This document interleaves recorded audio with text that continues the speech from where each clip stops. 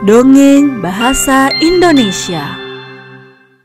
Ratu Mermaina bagian 1. Di dunia bawah air, hiduplah ratu bangsa Mer, Isabella. Dan Isabella adalah ratu kerajaannya, Mermaina.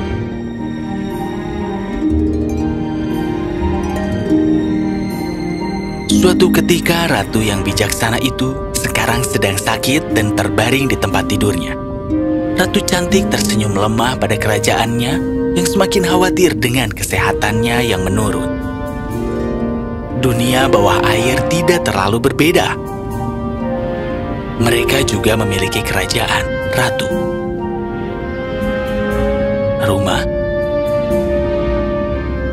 dan aturan.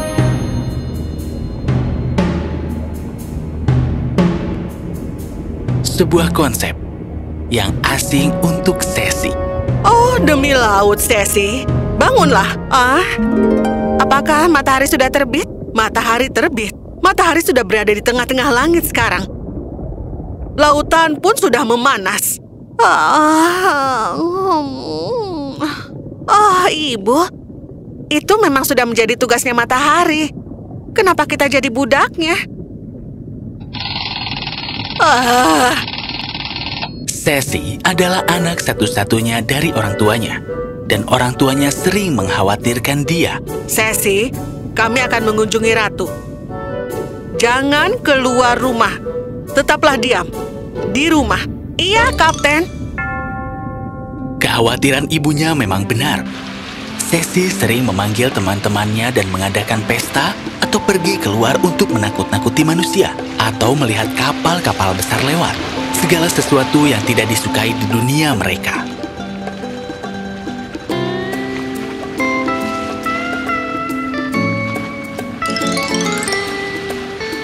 Hai, aku tidak siap. Terserah. Aku bosan.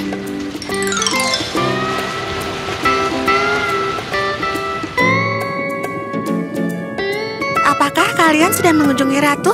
Mereka bilang dia semakin sakit dari waktu ke waktu. Ya, itu benar. Sejujurnya aku takut dengan usia tua. Dia menua begitu cepat. Tepat sekali. Dia menua begitu cepat. Sepertinya tidak wajar. Dan ada yang salah. Aku merasa tidak enak untuk mereka. Mereka telah mengalami begitu banyak kesedihan. Apa maksudmu? Tunggu sebentar. Apa kalian belum pernah mendengar cerita tentang ratu? Ratu Isabella dulunya adalah anak yang istimewa. Dahulu kala, putri duyung yang cantik jatuh cinta pada manusia. Mereka saling mencintai di luar batas alam dan memimpikan masa depan bersama. Ayolah, aku tahu aku bosan. Tapi kau hanya mengarang cerita, Belle. Oh, tapi itu benar. Soalnya, putri duyung yang cantik itu ternyata tak lain adalah putri Raja Krudo kita yang perkasa. Maksudmu, Ibu Ratu Isabella? Ya. Raja Krudo memang memperingatkannya tentang masalah yang bisa dia hadapi. Sayangku, ayah dapat berkorban untuk putri tercintaku, tapi apakah manusia akan menerima ikatan ini? Raja Krudo benar. Ketika manusia mengetahui tentang Ibu Isabella, mereka membuang ayah Isabella, dan dia tidak pernah terlihat lagi. Tidak. Itu cerita yang mengerikan. Mengapa kau memberitahu kami? Kalian perlu tahu sejarah kerajaan kita. Tentu tidak. Ketidaktahuan adalah kebahagiaan. Itu pernyataan yang tidak lengkap dari puisi dan kau tahu itu. Baiklah, Nona pintar. Tidak ada yang peduli dengan puisimu itu. Aku lebih tertarik dengan cerita Ratu Isabella yang jelas tidak ada yang tahu secara mendalam. Itu tidak benar. Kisah Ratu Isabella adalah kisah yang unik dan hampir seluruh lautan tahu tentang hal itu.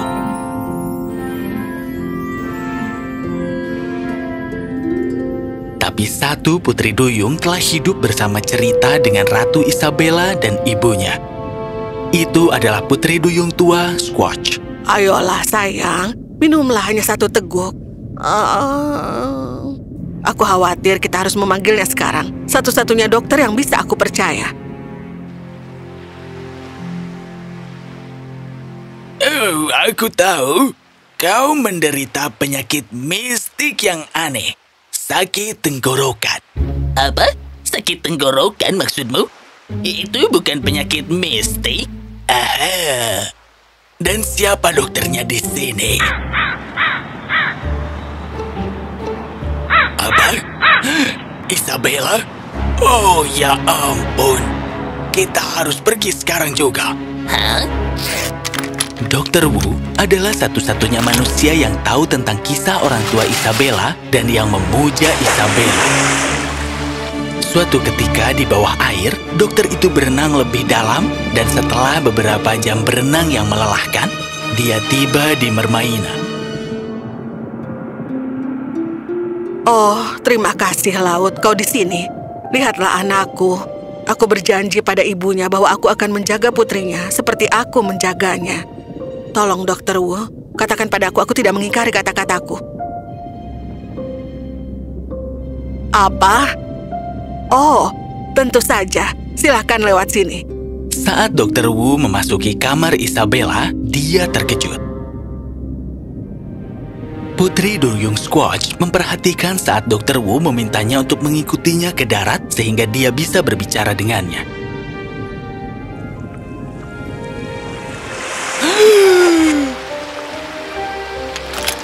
Aku khawatir itu terjadi, Squatch. Kutukan itu dalam kekuatan penuh.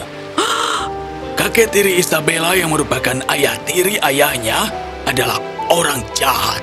Dia sadar bahwa ayah Isabella pasti akan pergi mencari Isabella. Jadi dia mengunci anak tirinya sendiri di penjara bawah tanah dan mengikat cucu tirinya dengan kutukan. Saat Isabella mencoba keluar dari air, kekuatannya terpengaruh. Dr. Wu, beritahu aku kalau kau punya solusi. Kau akan terkejut, tapi akan kuberitahu. Aku baru-baru ini mendengar pengetahuan tentang mawar ajaib. Mereka mengatakan itu di puncak gunung dan punya keajaiban untuk menyembuhkan kutukan apapun yang ada. Di puncak gunung, katamu? Kami orang Mer tidak bisa sampai di sana. Oh, tapi itulah keuntungannya. Soalnya ada kendala kecil khusus yang hanya bisa diatasi oleh orang Mer, Squatch. Kau harus mengirim seseorang ke sana segera. Squatch merasa sangat bingung. Dia harus meminta orang-orang Mermania untuk membawakan mawar ajaib untuk Ratu Isabella, tapi tanpa memberitahu mereka tentang kutukan itu. Akan ada kekacauan total di Mermenia jika semua mengetahui bahwa ratunya dikutuk. Tunggu, aku tahu apa yang harus aku lakukan.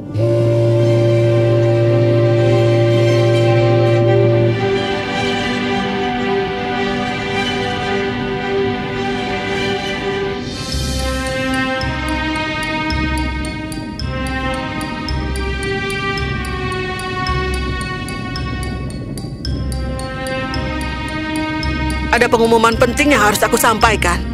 Mengamati situasi menyedihkan di Mermenia, telah kuputuskan untuk hal ini.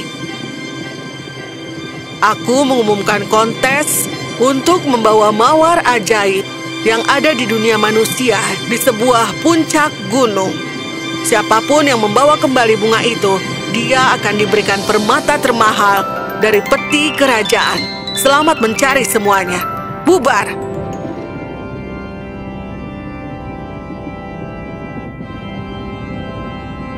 Squatch selalu datang dengan sesuatu yang aneh sekali. Tapi ini adalah kontes paling aneh yang pernah aku dengar. Orang-orang Mermania terkejut dan menolak untuk berpartisipasi dalam kontes berbahaya. Tapi banyak dari mereka yang memikirkan permata itu dan siap untuk menjelajah. Pertanyaan sebenarnya adalah, akankah ratu bisa diselamatkan? Siapa yang akan membawa kembali mawar ajaib? Dan apakah mawar ini benar-benar ada? Dan mengapa hanya Putri Duyung yang bisa melewatinya? Mari kita selami bagian selanjutnya dan mencari tahu.